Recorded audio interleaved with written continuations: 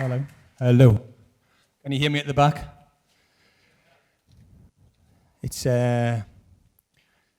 Friday the 13th of June 2014 and it's 24 degrees outside and it's a shit day to be a goth. I was never a goth. Luckily for my parents, I was never a goth. I was a mod for about 10 minutes in about 1984. And it's lasted a little bit. It's lingering over a little bit, much to my friends' grievances. They get a bit embarrassed walking down the high street with me. I'm going to talk to you today a little bit about my practice and how I go about making pictures, a little bit of history about where I've been and what I've been doing. I'm from the northeast. I'm from Newcastle upon Tyne. Any Geordies in the house? Thanks, Nan. That's good. She's in. You made it. I'm not sure who you are, but it's good to have you here. I moved to Brighton, and I've lived in Brighton 20 years now. 20 years next month I've lived in Brighton, and I've still kept my accent. I'm still quite determined that people know where I'm from, and that often happens. I was actually quite well spoken when I lived in Newcastle, but I've hammed this up, and I'm sticking with it. It seems to be working quite well for me. I moved to Brighton in about 1993 and to study photography at the University of Brighton School of Art and Design.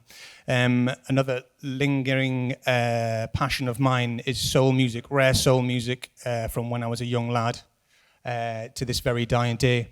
I'm collecting. I've got to have a sickness, everybody. I'm ill.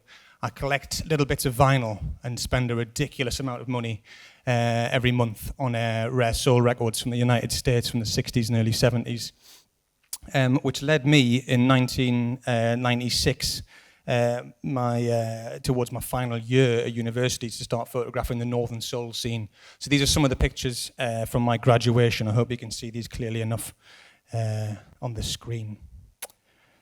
So it was an exciting time. I took a student grant and travelled around the northwest and north of England making pictures on a scene that I was already a part of. I knew a lot of people on the Northern Soul scene. I will just take it that most people know what the Northern Soul scene is. If we can, yeah. Thanks. Thanks again, Nan. This is Keele in the Midlands at the university. These are often all-nighters. And as I said, this became my degree show. I just wanted to... I'm going to talk today about and get to a point about making mistakes and failure, more so, really, and learning to cope with what that is and making sense of it and becoming philosophical about it and moving on. So when I was making these pictures, I was also in an indie rock band. I was at university in Brighton in the 90s. It seemed like a good idea. I've been playing around with guitars all my life, and I'm still appalling, and I was then. And I made the choice to stick with photography, which I think has worked out okay. At the time, what I learned from being in an indie rock band was the craft of songwriting. We wrote our own songs, wrote our own material, and it was a very fulfilling time. I'd enjoyed it a lot. But what I learned more than anything was to let go and let things go. So if you have a great sort of sequence of chords that you think make a lot of sense, you take it to band practice, you rehearse these songs, develop these chords into a song if you like. You might have some lyrics that you've written down, you bring along also. You might work with them for 6 months, put them into the set list, and you might start playing them at some of the gigs that you're playing for your friends and what have you at university. And you might, get to a point where the rest of the band say, Ewen, that song sounds dated, it's crap, you've got to let it go. So you've got to let things... it was quite tough. Obviously, I'm still a little bit upset about that. But you've got to learn to let these. You've got to learn to let these things to let these things pass. It was an important lesson at that time during these formative years to learn to let it to move on from these things. A worthwhile lesson. These are some of my pictures after graduating. I went on to work for magazines like Sleaze Nation and ID. And on the strength of the Northern Soul pictures, a lot of picture editors that I was courting at that time and trying to break down the walls of their offices to get some work would see the pictures, and a good commissioning photo director, creative director at magazines would commission you to do similar sort of work. Basically find your interest. My interest is youth culture, and it has been for a very long time. And I'm still massively passionate about British youth culture. This is in Nottingham at Rock City, the heavy metal night. So I was travelling around the country looking for parties and discos and fun things to do. We're actually archiving these pictures at the moment and turning them from film into digital. Nice pants. In 2005, I published this book called Open Mic. It was designed by a guy called Phil Bicker. He used to be at The Face magazine and had become a friend of mine. In 2003, I started making pictures that led to this book being published. And I was making pictures around what was called, it wasn't called anything really at the time, I didn't know what to call it. It eventually became known as the Grime scene. And these are some of the pictures from that book. I self-published this book and financed the project myself, and was assisted when it came to the production of the book by a well-known sports brand that helped me get everything off the ground and get the thing printed. This then went on to tour around Europe a little bit as an exhibition as well, and was launched in London.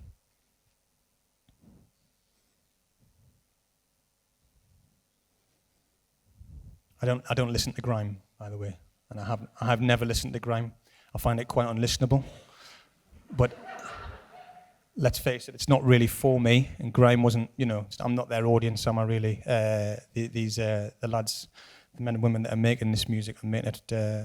One of the things I loved about grime, I'll elaborate on that. One of the things I loved about grime was that it wasn't going to sell out. It wasn't going to become.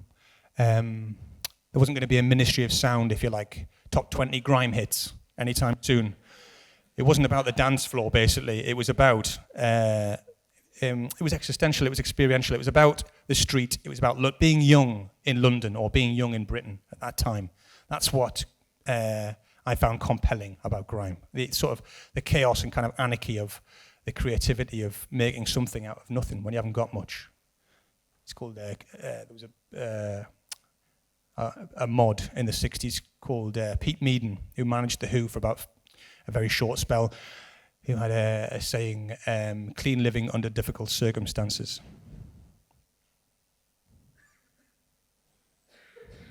This is a project I made prior to the grime scene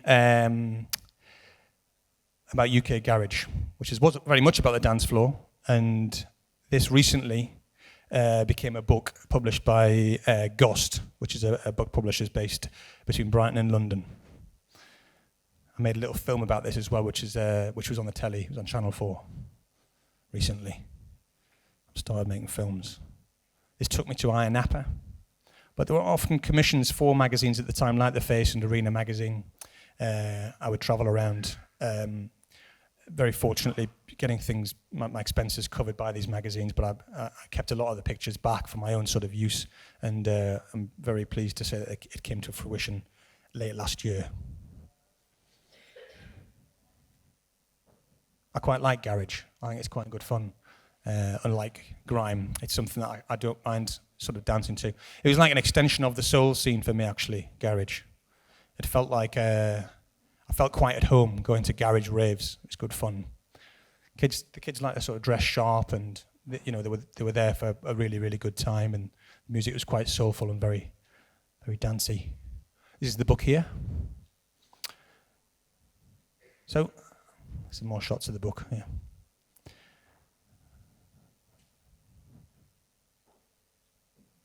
That's a sexy shot of the book.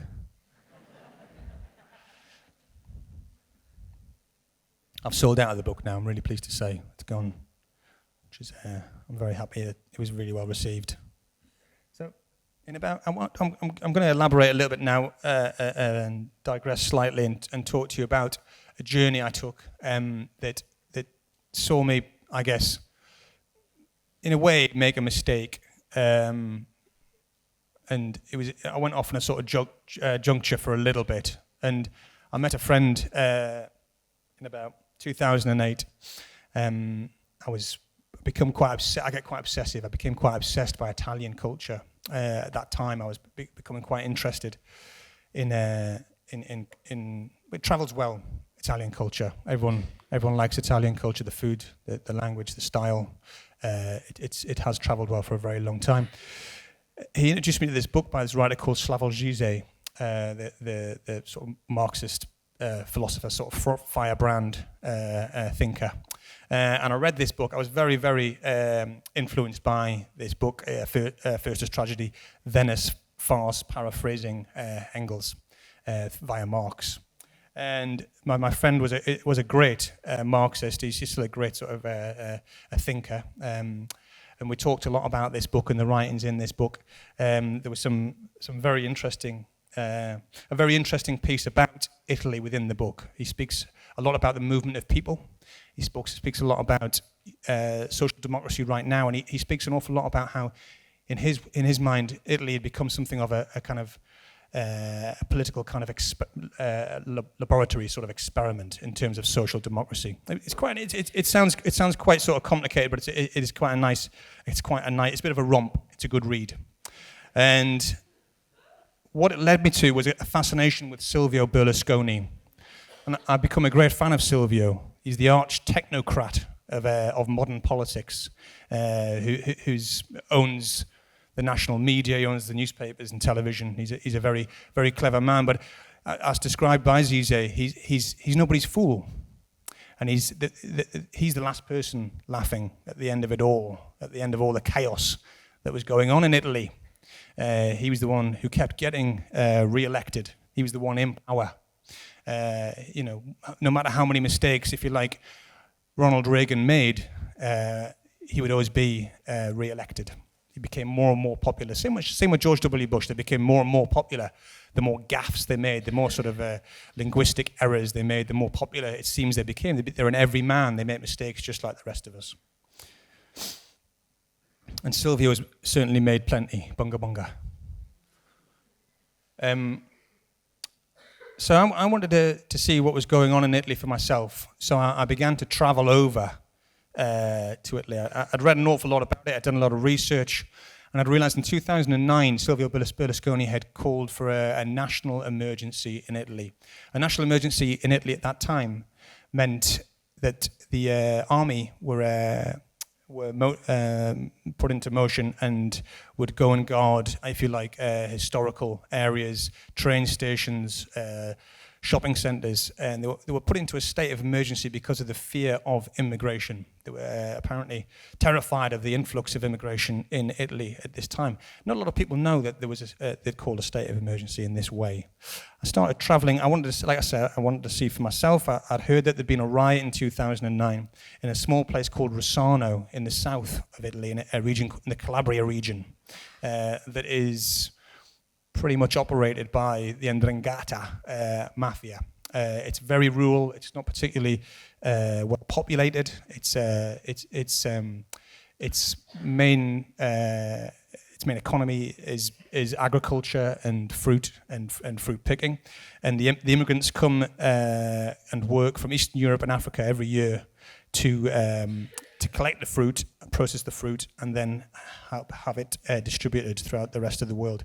One of the largest ports in southern Italy is in the Calabria region called Giotauro. It's one of the largest industrial ports right at the toe of Italy in the whole of Europe. I think it's the fourth biggest industrial port, commercial port. I began to make pictures, and I began to make pictures with all this information, this knowledge, this kind of. I wanted to find a sort of conclusion. I wanted to work out what was going on in Italy at this time. So I started going. I went to Rossano, where this riot had happened in 2009, and I started working with local people who were living in small kind of buildings that had been burnt out by local farmers, where years ago local Italian people would have slept during the day to take a siesta, and the immigrants would then, if you like, readapt these buildings and reappropriate them into their living spaces. I met a lot a lot of people who were in work, and unfortunately they weren't legitimised in work. And as I brought these pictures back to the UK, I brought them back to England, people were quite sort of, people around me, I haven't shown these pictures to anybody. This is the first time I've really shown these pictures. People around me were quite shocked. They were a bit surprised at these pictures. They felt like quite sort of serious pictures. This is a guy called Ivan, who's a Romanian gypsy, who's been in Italy for about 20 years. He's never been legitimate. He hasn't any papers, and he can't really leave Italy. Can't leave that area. And he still works in the fields. I remember my son, who at the time was about 13, I showed him some of these pictures, and he's in his teenage way, he said, "Shit, Dad, this is real. This is pretty real stuff compared to possibly some of the images that he'd seen before." I took the images to my agent, and she said, "My agent said, what the hell are you doing? What is all this about? This is not what you've been doing for the last 15 years. All of a sudden, this is the sort of work that you see, I guess, more kind of worthy type of photographers making." This is in Athens. I decided to go to Athens after a while and make pictures of people who were living illegally and working in Athens as well.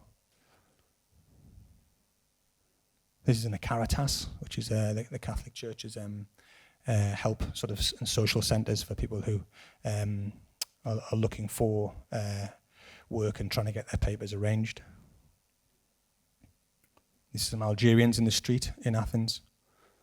There was a lot of violence around it. These are some Algerian drug dealers. There was a lot of aggression, and there was a lot of violence, especially when we went to the cities. If we went to somewhere like Athens, you'd see people being hassled in the street. You'd see a lot of corruption right in front of your eyes all the time. You'd see gangs of police, military uniform, would be hassling immigrants and taking them away in vans, and it was pretty scary. It was pretty scary stuff, and it was quite new for me to be in this kind of environment and be around this.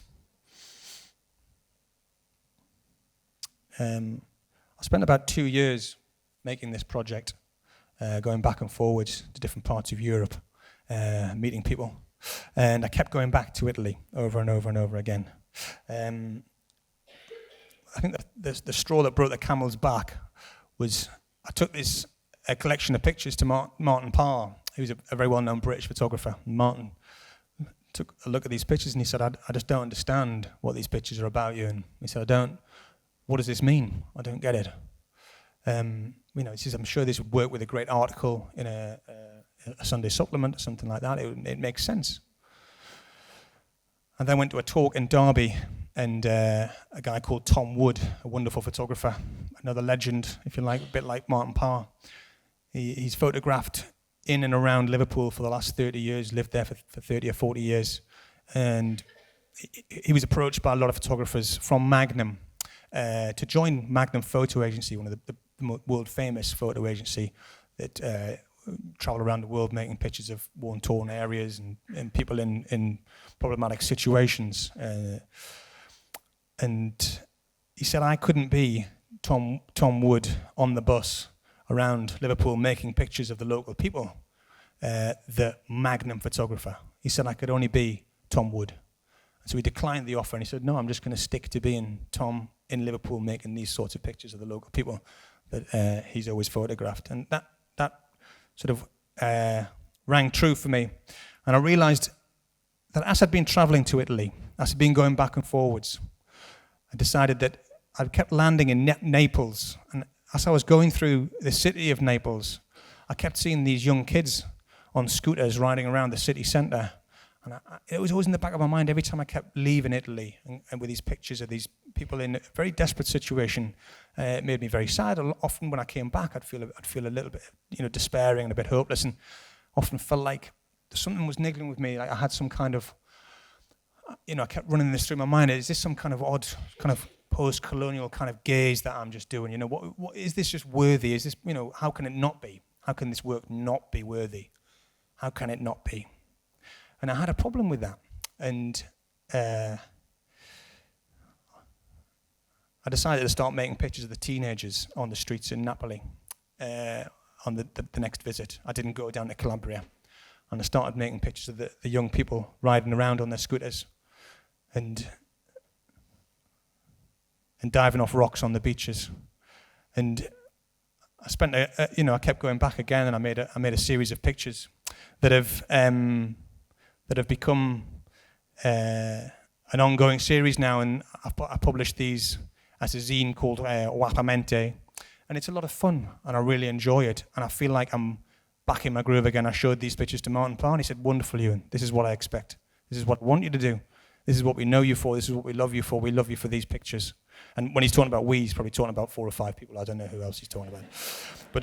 But I like those we people are the people I want to speak to. So I keep going back and I keep making pictures of youth culture, which is what I've always made pictures of. This is what I love.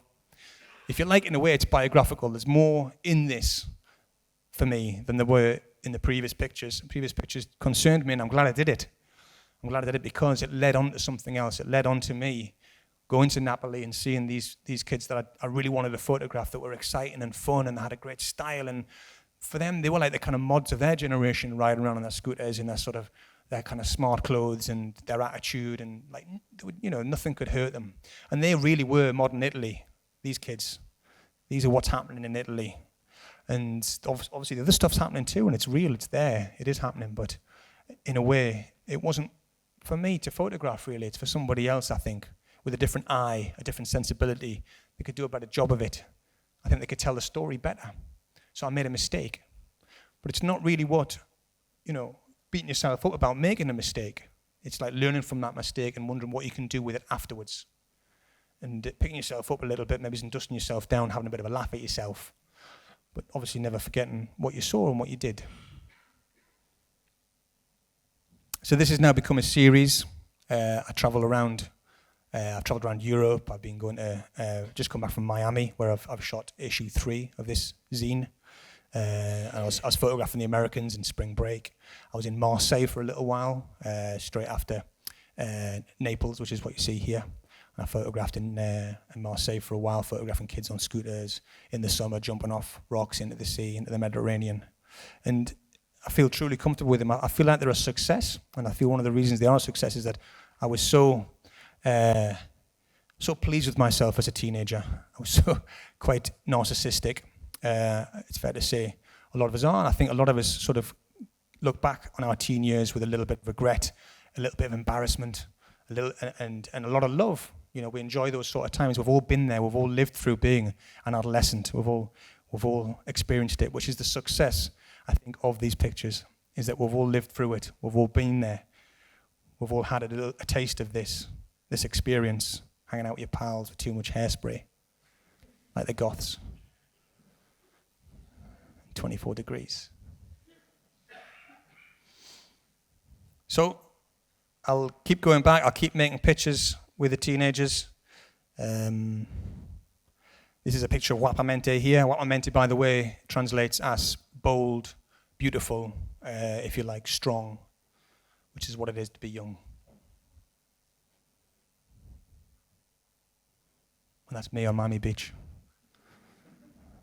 where I'm most comfortable. Thank you. Thanks a lot.